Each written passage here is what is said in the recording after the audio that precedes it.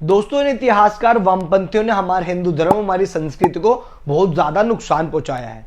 आपने सती प्रथा के बारे में तो सुना ही होगा, और जौहर के बारे में भी। सती प्रथा में किस तरीके से पति की मृत्यु होने के बाद स्त्री को अपने पति की चिता में जलना पड़ता था, और जौहर में हार को देखते हुए महारानी क्षत्रिय रानियां अपने आप को अग्नि में दहन कर लिया करती, अपने आप को अग्नि में जला लिया करती थी। लेकिन सबसे बड़ा सवाल यह है कि अगर उनको मरना ही था, अगर उनको सुसाइड ही करनी थी, तो उन्होंने अग्नि का सहारा क्यों लिया? अगर उनको सुसाइड ही करना था तो उनके पास और भी तरीके थे, जैसे कि विष पीकर या किसी धारदार हथियार से अपने आप को नुकसान पहुंचाकर या किसी ऊंची जगह से छलांग लगाकर। अब सबसे बड़ा सवाल यह है कि माताओं को जौहर करना था तो खुद को अग्नि में समर्पित करके, खुद को अग्नि में जलाकर ही अपने आप को क्यों नुकसान पहुंचाया? क्यों उन्होंने सुसाइड किया, ये जौहर किया? दोस्तों, आज की वीडियो में हम दो टॉपिक को कवर करेंगे। पहला जो है सती प्रथा और दूसरा जौहर। सबसे पहले हम बात करेंगे सती प्रथा के बारे में। आपने इसके बारे में तो सुना ही होगा कि सती प्रथा को कैसे हमारे हिंदू धर्म का एक हिस्सा बताया गया, हमारे हिंदू धर्म, हमारे सनातन धर्म को बदनाम करने के लिए। तो इस वीडियो को उन लोगों के साथ जरूर शेयर कर देना जो लोग ये बोलते हैं कि सती प्रथा हमारे हिंदू धर्म का, हमारे सनातन धर्म का एक हिस्सा है, जो बिल्कुल भी नहीं है। तो चलो दोस्तों, बिना टाइम वेस्ट करे वीडियो को स्टार्ट करते हैं। उससे पहले प्लीज आपसे रिक्वेस्ट है, हमारे चैनल को सब्सक्राइब कर लेना, बेल आइकन प्रेस कर देना, और बिना टाइम वेस्ट करते वीडियो को स्टार्ट करते हैं।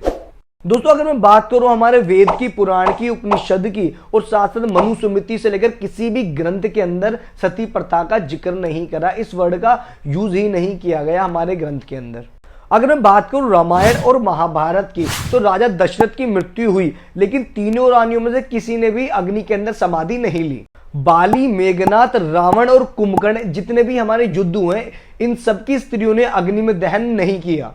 अगर मैं बात करूं द्वापर युग की, तो शांतनु मरे, लेकिन शांतनु की पत्नी सत्यवती अग्नि में नहीं जली। और अगर मैं बात करूं सत्यवती के पुत्रों की, तो उनके पुत्र मरे, लेकिन उनकी रानियों ने अग्नि में समाधि नहीं ली। पांडु मरे, लेकिन उनकी पत्नी कुंती अग्नि में नहीं जली। लेकिन उनकी, अगर मैं बात करूं उनकी पत्नी माधवी का, तो उन्होंने अग्नि में समाधि सिर्फ इस वजह से ली थी क्योंकि उनका मानना था उनके पति की मृत्यु उनके कारण हुई है। कर्ण मरे, द्रोणाचार्य मरे, लाखों लोग मरे, लेकिन किसी की भी पत्नी ने अग्नि में समाधि नहीं ली। और अगर मैं बात करूं प्रजापति दक्ष की बेटी सती माता के बारे में, तो वो सिर्फ अग्नि में समाधि उन्होंने इस वजह से ली थी क्योंकि उनका मानना था उनके पति की जो अपमान हुआ है वो उनके कारण हुआ है। न भगवान शंकर मरे थे और न सती माता विधवा हुई थी।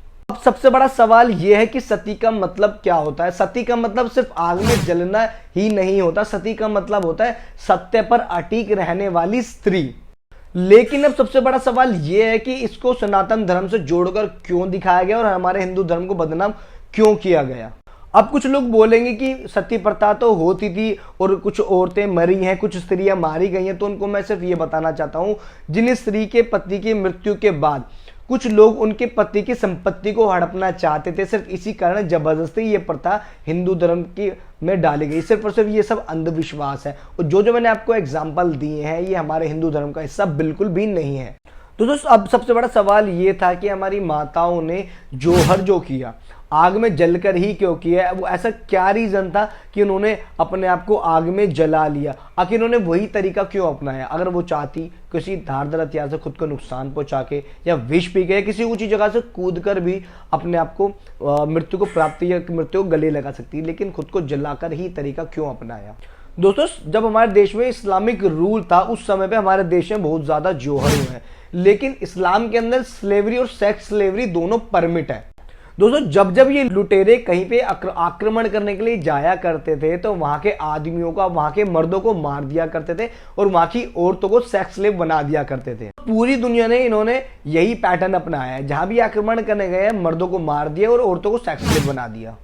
लेकिन जब ये लोग भारत आए तो इनका सामना अलग ही योद्धाओं से हुआ। मर्दों के साथ साथ औरतें भी अलग ही किस्म की योद्धा थी। प्यार को देखते हुए, अपने शरीर, अपने आत्मसम्मान को बचाने के लिए हमारी माताएं अपने मुंह में तुलसी का पत्ता और गंगा जल रखते हुए अपने देह को अग्निदेव को समर्पित कर दिया करती थी।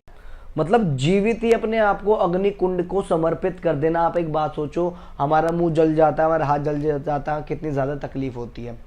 लेकिन यही तरीका क्यों होता है? इन्होंने ये तरीका सिर्फ इसलिए अपनाया। आपको याद होगा जब तालिबान ने अफगानिस्तान पर कब्जा किया था, तो वहां के लोग और देशों में भाग रहे थे, और जब वहां से एक लेडी, एक औरत, स्त्री हमारे देश में आई, तो उसने बताया था कि तालिबान जो है डेड बॉडीज के साथ सेक्स कर रहे हैं। उन्हें फर्क नहीं पड़ता सामने इंसान जिंदा हो या मर गया हो, उन्हें इस बात का कुछ फर्क ही नहीं पड़ रहा था। 2012 के अंदर मोहम्मद मर्सी जब वहां का राष्ट्रपति हुआ करता था, तब वहां पे एक अखबार में एक खबर छपी थी कि वहां पे इस्लामिक पार्लियामेंट से वहां की सांसद में नेक्रोफिलिया को लीगल करना चाहते हैं, वो एक लॉ लाना चाहते हैं। और ये जो खबर छपी थी ना, ये अल हरम अखबार में छपी थी। ये जो अखबार है, ये वहां का मोस्ट रेपुटेटिव अखबार है। क्या न्यूज छपी थी? वो न्यूज ये छपी थी, वो सेक्स विद डेड बॉडी यानी मुर्दा शरीर के साथ सेक्स करना लीगल करना चाहते थे। ये जो सब मैं चीज आपको बता रहा हूं, ये मैं अपनी तरफ से नहीं बता रहा हूं, ये सब इनके मजहब में करना अलाउ है। 2011 के मोरक्को के एक लीडिंग उलेमा और international union of Muslim scholar Sheikh Abdul परी जहम ने एक फतवा दिया था कि वो अपनी डेड वाइफ के साथ सेक्स कर सके। और जब उनसे पूछा गया तो उन्होंने कहा कि मैं खुद इस चीज को अप्रूव नहीं करता, लेकिन जो चीज इस्लाम में परमिट है तो मैं उसको बैन बिल्कुल भी नहीं कर सकता। और अगर मैं बात करूं हमारे पड़ोसी देश पाकिस्तान की, तो वहां पे परंपरा है, अगर किसी जवान लड़की की वहां पे मृत्यु हो जाती है तो वहां के उनके परिवार वाले कब्र के पास कई दिनों तक पहरा देते हैं। एक बेचारी लड़की के परिवार वालों ने एक दिन पहरा नहीं दिया था, तो उसके लड़की की डेड बॉडी के साथ सेक्स किया गया था। अब आपको मेरी वीडियो देखने के बाद पता चल गया होगा कि हमारी वीर माएँ क्यों जोहर किया करती थी और क्यों जीवित ही अपने आप को अग्नि कुंड को समर्पित कर दिया करती थी, क्योंकि वो बिल्कुल भी नहीं चाहती थी कोई राक्षस उनकी मृत देह के साथ कोई गलत काम कर सके। और ये थी दोस्तों हमारी आज की वीडियो, और मैं आशा करता हूँ आपको हमारी वीडियो के साथ कुछ नया सीखने को मिला होगा। और मैं आशा करता हूँ दोस्तों आपको ये वीडियो पसंद आई होगी, तो प्लीज मेरे चैनल को सब्सक्राइब कर लेना, बेल आइकन प्रेस कर देना, वीडियो को दोस्तों ज्यादा से ज्यादा शेयर कर देना। जो लोग ये बोलते हैं कि सती प्रथा हिंदू धर्म की प्रथा है और उसको हिंदू धर्म के साथ जोड़ते हैं, और नई चीज आपको सीखने को मिले। ठीक है दोस्तों, मिलते हैं नेक्स्ट वीडियो में। जय श्री राम, जय हिंदू राष्ट्र।